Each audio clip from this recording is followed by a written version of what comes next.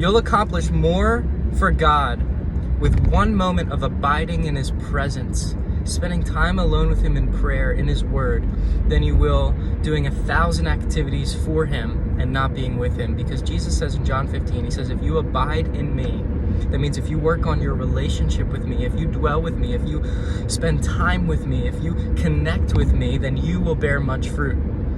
For apart from me, you can do nothing. So if you're doing things for God, but you're doing them apart from God, then Jesus says you're not doing anything. You're not accomplishing anything for his kingdom. That's why it's so important that we do everything from a place of abiding in God. That's why in 1 Corinthians chapter 13, Paul says this. He says, if I speak with the tongue of men and angels, but I don't have love, it's worth nothing. If I give my body to be burned, but I don't have love, it is counted as nothing. Even if I give all my deeds, all my goods to the poor, I give my body to be burned. If I have all wisdom, all prophetic power, faith to move mountains, it doesn't count for anything if it's not according to love.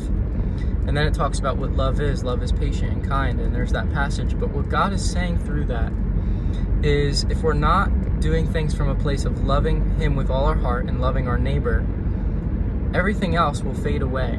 Everything else will never count for eternity. That's why it's so important that love is the motivation. In the book of Timothy, it says, the aim of our charge is this. That means the purpose, the end of all the commandment of God is this. Love that comes from a pure heart and a clean conscience and a sincere faith.